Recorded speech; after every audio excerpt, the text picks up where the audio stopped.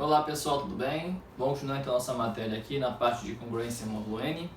Então na última aula a gente viu o teorema de a função φ de Euler, viu que ela conta quantos inversíveis existem em Zn, vimos algumas propriedades da φ de n, que a gente pode usar para calcular φ de n para qualquer n natural, certo?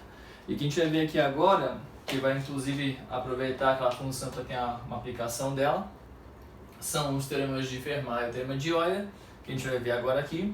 Mas o que meio que motiva esse trabalho aqui é o seguinte: lembra que a gente estava fazendo anteriormente, tipo assim, quando a gente estava calculando as classes de equivalência, quem era tipo 25 barra em Z4, como é que a gente fazia? Pegava o 25, dividia por 4 e via qual era o resto.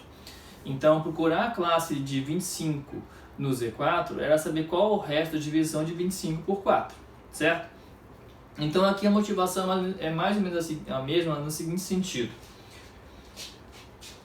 Se eu pego três inteiros positivos a, m, n, de forma que o m é maior ou igual a 2, então a pergunta é, qual é o resto de divisão dessa potência de a elevado a n por m? Ou seja, qual é o resto de divisão desse número por esse, qual é o resto que eu obtenho?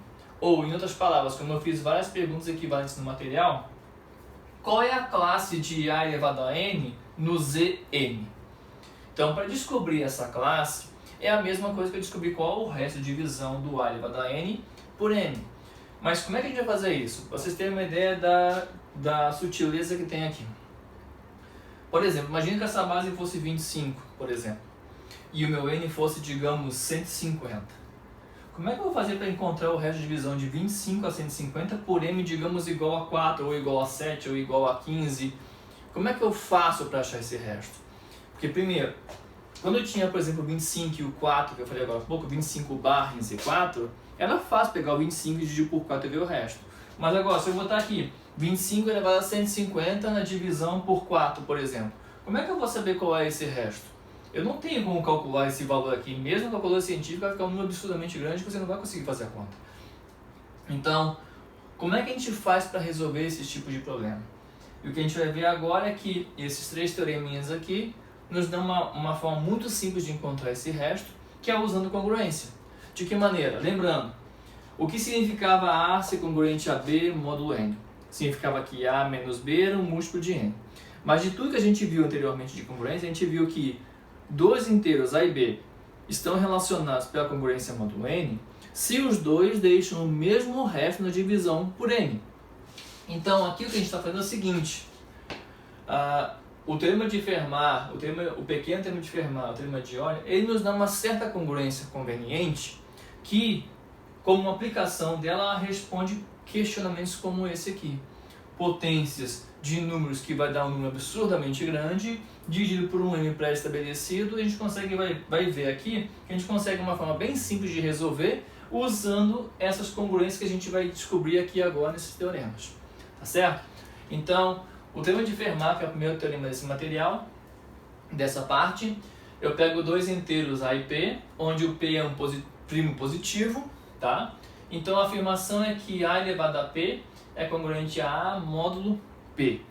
Ou seja, se eu pego o inteiro a, qualquer inteiro a, eleva a p, ele sempre é congruente a módulo p, onde esse p é um primo positivo. Então ele começa sendo 2, 3, 5, 7 e assim vai. Tá? No material eu demonstrei isso aqui, e só para dar uma ideia para vocês da demonstração, como eu estou pegando p' maior que zero, tem duas demonstrações que eu faço ali que são dois casos distintos, que é o caso em que o p é o 2, ou seja, que o p é par, o único primo par existente é o 2, e o caso p maior que 2, que no caso p maior que 2 o p vai ser sempre ímpar. Então você vê que tem uma certa diferença quando eu trabalho com o primo p2 e quando eu trabalho com o primo p ímpar de maneira genérica. Eu fiz no material vocês direitinho, tem que fazer indução no A, dar uma demonstração grande, uso o binômio de Newton. Então, como eu não sei se todos vocês viram o conceito de binômio de Newton, eu coloquei isso direitinho no material, quero que vocês verifiquem lá, por favor, tentem entender aquilo, e qualquer dúvida que ficar na nossa aula síncrona, a gente discute ele e faz na aula síncrona, ok? Assim como os outros. O pequeno teorema de Fermat, ele é um pouquinho diferente do teorema de Fermat, porque ele diz o seguinte: se eu tenho A e P inteiros, onde o P é um primo positivo, mesma coisa que lá em cima, só que agora eu estou supondo que o P não divide o A, certo? Então a afirmação é que A elevado a P menos 1 é congruente a 1 módulo P. Em outras palavras, o que significa isso? Que A elevado nessa potência deixa resto 1 na divisão por P. E vocês vão ver que essa propriedade aqui é bem interessante e ajuda muito a gente para responder esse tipo de pergunta. Em particular, outro resultado, que na verdade é um resultado mais geral do que esse, que diz o seguinte: se eu tenho A e M naturais, que em particular posso falar de inteiros positivos, certo? De forma que o MDC de A e M é igual a 1, então a afirmação que o teorema de Euler nos dá é o seguinte: que A elevado na φ de M é congruente a 1 módulo M. Φ de M, a função φ de Euler que a gente viu na aula anterior, tá certo? Então aqui de novo dá uma congruência com 1 módulo M, ou seja, A elevado nessa potência é congruente a 1 módulo M, ou seja, A elevado nessa potência deixa resto 1 na divisão por M. Então, qual é a grande vantagem? Esses três teoremas são importantes, mas eu vou usar basicamente sempre esses dois. E vocês vão entender o porquê quando eu explicar agora. Eu vou fazer de maneira genérica a explicação desse resultado aqui, em dois casos. O caso em que o M é primo e o caso em que o M não é primo, mas que cumpre essa condição. Que vocês percebem o seguinte: no teorema de Fermat, em ambos os teoremas de Fermat que estou aqui, o P que eu uso tem que ser primo. Então esse mod P aqui que aparece, esse cara que aparece aqui é um número primo positivo. Já no caso do teorema de Euler, que ele é mais geral que os dois de cima, o cara que aparece aqui dentro não precisa ser primo obrigatoriamente. Basta ele cumprir essa condição com o A. Tá certo? A MDC entre A e M é igual a 1. Foi até aqui, pessoal? Então, vamos tentar entender como responder esse tipo de pergunta. Eu quero saber o resto de divisão de A elevado a N por M. Então a pergunta basicamente é a seguinte. A pergunta é mais ou menos isso. Qual é o resto? Quem é A elevado a N é congruente a quem módulo N? Ou seja, qual é o resto de divisão de A elevado a N pelo M que eu pré-escolhi? Então, essa pergunta aqui, como a gente vai ver agora, ela vai ser muito útil e fácil de se fazer se a gente usar esses dois teoreminhas aqui de maneira conveniente. Tá certo? Então vamos entender como usar esses dois teoremas agora aqui. Como eu falei, eu vou separar em dois casos. O primeiro que está lá em cima, M igual a P, onde P é um número primo, obviamente positivo, para se encaixar aqui. Tá? Então a gente vai ver lá dois casos. O caso em que o divisor que eu estou pegando é um primo P, e o caso em que o divisor não é um primo P, não é primo, mas cumpre a condição de MDC entre A e M ser igual a 1. Ok? Vamos fazer aqui então. Então para esse caso aqui, eu tenho então A, M, N, só que o M no caso é um número P primo. Eu quero saber o resto de divisão de A elevado a N pelo P, certo? E aqui tem dois casos, mas eu vou trabalhar basicamente com um, que é o seguinte. Quando eu estou pegando o M igual a P, esse P pode ser um divisor do A, como pode não ser. Ou seja, pode acontecer isso ou pode não acontecer, certo? Só que o caso mais interessante é esse por quê? Porque se o P divide A, qual é o resto de divisão de A por P? Se o P divide A, quer dizer que o A é igual a P vezes alguma coisa, correto? Então o resto é zero. Então o que eu tiro daqui é que o A é congruente a zero módulo P. Então se o P divide A, eu tenho essa garantia com certeza. O A é congruente a zero módulo P. O resto de divisão de A por P é zero. Mas se isso aqui vale, aí a gente botou lá naquelas propriedades de congruência lá no início da matéria de congruência módulo N, que é depois de relações, que lá a gente viu que se eu tenho uma congruência, eu posso elevar ambos os lados na mesma potência que eu não alterei a congruência. Como eu quero saber o resto de divisão de A elevado a N por M, o que eu faço lá? Se eu elevar ambos os lados a N de navio, isso aqui vai manter a congruência. Mas se eu elevar ambos os lados a N, o que vai acontecer? Aqui vai ficar A elevado a N e aqui vai ficar 0 elevado a N, que vai dar 0. Ou seja, eu vou ter que A elevado a N é congruente a 0 módulo P. O que significa que A elevado a N dividido por P dá resto 0. Então aí, no caso, a resposta é meio direta, certo? A pergunta. Então, se o primo P divide o A dessa base, então o resto vai ser igual a 0. Não tem muito o que fazer. Então o lado interessante é quando o P não divide A, que vai ser o caso que a gente vai fazer agora aqui. Então vamos lá fazer, pessoal, o caso. Então eu quero saber o resto de divisão de A elevado a N por P', tal que o P que eu estou pegando não divide o A aqui na base. O caso P divide A, acabamos de ver agora há pouco. Então, como é que eu vou resolver esse tipo de problema? Eu quero, como eu falei agora há pouco, eu quero saber A elevado a N é congruente a quem módulo P, no caso agora, que é igual a P. Bom, eu quero chegar na potência A elevado a N. Mas o que eu sei por enquanto? Como eu estou pegando um P' e o P não divide A, o que o pequeno termo de Fermat me garante, que eu vou chamar de PTF agora, pequeno termo de Fermat, o que esse teorema me garante é que vale essa congruência aqui. Então vamos escrever aqui. Então, como o P é primo e o P não divide A, o pequeno teorema de Fermat me garante que vale essa congruência. Tá, mas eu não quero saber quanto que dá essa congruência. Eu quero saber quanto que dá a congruência com a potência do A sendo N, porque eu vou ter a N congruente a alguém módulo P. É isso que eu quero saber. Então, como é que eu vou conseguir obter a elevado a N se eu conheço aquela? Aí, o truque é basicamente o seguinte. Eu não sei quanto que dá essa potência aqui, mas eu sei aquela. Então, eu vou me basear por aquela potência que eu sei e por essa congruência que eu tenho para manipular usando as propriedades da congruência para chegar no A elevado a N. De que forma? Eu quero saber o A elevado a N. Eu sei o A elevado a P menos 1. Então, o truque vai ser o seguinte. Eu vou pegar a potência que eu quero, o valor da potência que eu quero, só o N, e vou dividir pela potência que eu conheço, que no caso é P menos 1. Quando eu faço N dividido por P menos 1, isso me dá um quociente e um resto, correto? Vamos escrever aqui. Quando eu faço essa divisão do N por P menos 1, o N porque é a potência que eu quero e o P menos 1 é a potência que eu conheço. Isso me dá um quociente e dá um resto. Só que esse resto, como a gente já viu, ele sempre é um resto que é maior ou igual a zero e é menor que o divisor. O divisor, no caso, é P menos 1. Então, o seu R vai estar entre 0 e P menos 1. Foi até aqui? Agora, qual é a grande vantagem disso? Bom, eu conheço a potência e quero saber essa potência. Bom, o que eu fiz? Eu peguei o N e dividi pela potência que eu conhecia, que é a P menos 1. Então, observe agora o seguinte. Se o N é essa expressão, quem é A elevado a N? A elevado a N vai ser A elevado nisso aqui, não é isso? Vou ter isso aqui. Troquei o N pelo que eu dividi aqui em cima. Qual é a grande vantagem disso? Aqui eu tenho uma potência que tem multiplicação e tem soma.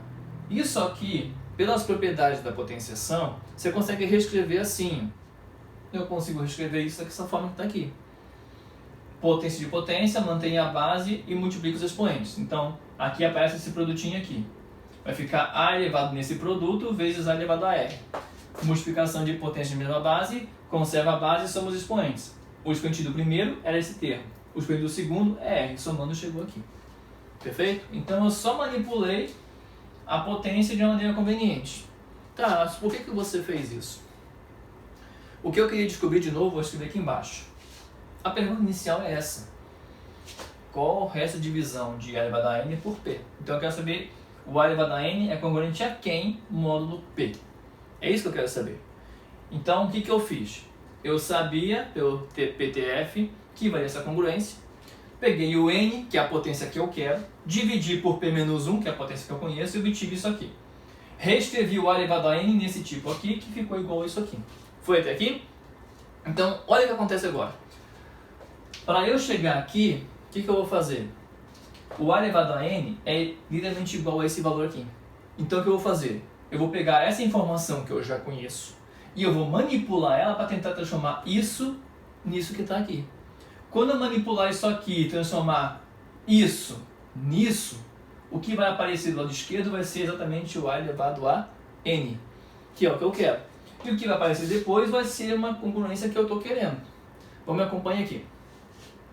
Então, o que eu conheço é isso aqui. O que eu conheço é isso.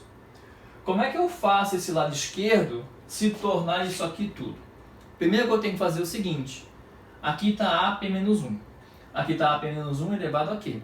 Então, o primeiro que eu tenho que fazer aqui para tentar transformar isso nisso é pegar essa congruência e elevar ambos os lados a Q. Quando eu fizer isso, vai ficar como aqui? isso elevado a Q congruente a 1 elevado a Q. Então, pegando a estrela que eu tenho e elevando a Q de Q, eu chego nessa propriedade aqui usando as propriedades de congruência que a gente viu. Certo? Mas me acompanha aqui. Quando eu peguei isso e elevei a Q, aqui vai ficar isso. Quando que é 1 elevado ao inteiro aqui? Aqui vai ficar igual a 1, não é isso? Então aqui, na verdade, esse Q pode sumir. E eu tenho essa congruência que está aqui. Foi até aqui, gente? Então o que eu fiz foi partir daqui. Por que eu elevei a Q? De novo, lembrando o que a gente quer fazer. A gente quer chegar nessa congruência aqui. O A elevado a N, a gente já fez uma continha aqui e viu que ele é igual a isso. P menos 1 elevado a Q vezes A elevado a R. O que eu conheço é só essa potência aqui. Então eu vou manipular isso aqui agora para transformar isso nisso aqui tudo. O primeiro passo que a gente fez foi pegar isso aqui e elevar a potência Q em ambos os lados que a gente viu na congruência lá atrás, que se eu elevo os dois lados da congruência aqui, eu não altero. Quando eu elevo aqui ao lado esquerdo, fica isso. Quando eu elevo aqui ao lado direito, fica 1 elevado a Q, que é 1. Beleza. Já elevamos aqui. O que falta para eu ter essa expressão aqui com isso?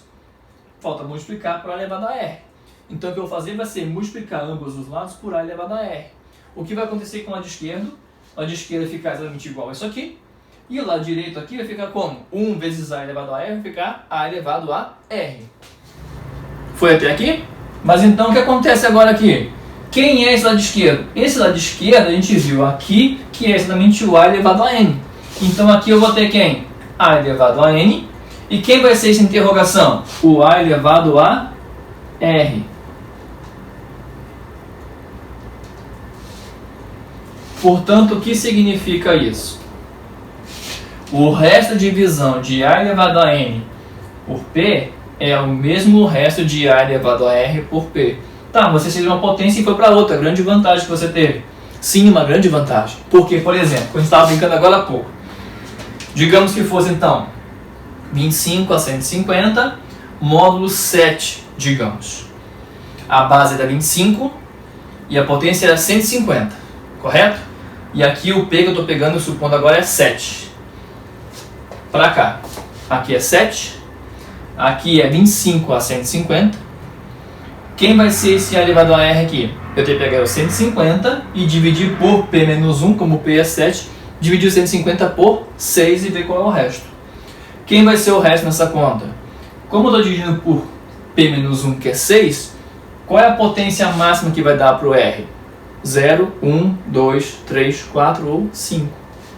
Então o 25 que está elevado a 150 se tornou 25 elevado ou a 0, ou a 1, ou a 2, ou a 3, ou a 4, ou a 5, que é o resto de divisão de 150 por 6. Foi, pessoal? Então até aqui? Então, o que acontece? Qual é a grande vantagem de usar essa propriedade? Que essa congruência aqui, ela gera, a partir das continhas que a gente fez aqui, ela gera essa congruência. Ou seja, os dois números que estão aqui aparecendo têm o mesmo resto de divisão por P. E qual é mais fácil fazer a conta? É mais fácil calcular esse ou esse? Esse. Pego esse, divido por P e vejo o resto. Vou saber o resto da divisão desse por P, que é a mesma desse cara por P. A vantagem desse aqui é que é uma potência muito menor do que a potência original que você tinha. Tá? Daqui a pouquinho eu vou fazer alguns exemplos. A gente vai fazer exatamente o que está aqui, com um A explícito, um P explícito, vai ter tudo bem bonitinho para a gente chegar aqui no próximo exemplo. Tá certo? Foi até aqui? Eu não vou pagar isso aqui agora, porque o que eu fiz aqui foi o caso M igual a P, onde o P é primo. E P não dividia A para usar o pequeno de Fermat. Caso P não seja primo, eu vou ter o caso da função do termo de Euler. Só que aí o caso do M não ser primo, eu tenho que ter essa condição extra. M descer de A e M tem que ser igual a 1. Quando isso acontece, o que vai acontecer? O A φ de M é congruente a 1 módulo M. Então, no fundo, o que vai acontecer? Se o M não é primo, eu tenho que verificar se o M descer entre A e M é igual a 1. Se for igual a 1, eu tenho que o termo de Fermat, de Euler, desculpa, que vai essa congruência aqui. Então, qual vai ser a diferença daqui para lá, no caso de não ser primo? A diferença é que ao invés de aqui em cima eu conhecer o P menos 1, eu vou conhecer o φ de M. Então, eu troco essa aqui. Aqui vai estar φ de M e aqui vai estar M. Como vai ser os próximos passos? Idênticos. O que eu fiz nesse passo? Eu peguei o n que eu queria conhecer pelo p-1 que eu já sabia. Agora não tem mais p-1, agora tem φ de m. Qual vai ser a divisão? N dividido por φ de m, que vai dar a mesma coisa, dar um quociente e um resto, onde esse resto vai ser menor que o divisor, que no caso é φ de m. Manipula isso aqui de novo com φ de m no lugar do p-1, vai ter φ de m aqui no lugar do p-1, aqui φ de m, vai chegar aqui na mesma expressão. Literalmente a mesma coisa, trocando o p-1 por φ de m e trocando o p por um m que cumpre a condição MDC de A e M ser igual a 1. E se por acaso a MDC desses dois não for igual a 1? Aí é uma outra forma de fazer, que eu quero que vocês me lembrem isso e para a gente fazer junto na aula síncrona da gente. Tá certo, pessoal? Foi até aqui? Então eu vou só escrever esse aqui mesmo, do P'. Quando o M não é primo e cumpre essa condição, eu reescrevi para vocês no material. E como vocês podem verificar lá, é o mesmo algoritmo de passos, só que trocando o P-1 por φ de M e trocando o P por M. Lembrando que esse caso que eu estou fazendo, o M não é primo obrigatoriamente. Quando é primo, você usa o teorema de Fermat. Se não é primo, você usa o teorema de Euler, desde que cumpre essa condição, o A e o M. Tá certo, pessoal? Então eu vou fazer agora aqui dois exemplos. Um, onde eu estou usando o divisor como o M sendo primo, e o outro com o divisor quando o M não é primo. Tá? Eu vou apagar aqui agora, vou deixar só os enunciados dos dois teoremas aqui em cima. Na verdade não vou deixar não, eu vou apagar, está no material para vocês. Eu vou colocar só os dois exemplos aqui, vou fazer um aqui e outro aqui. Um teorema de Fermat e um teorema de Euler. Me dê um segundinho para eu apagar esse quadro aqui então, para a gente trabalhar nos exemplos de maneira prática. Certo? Um segundinho.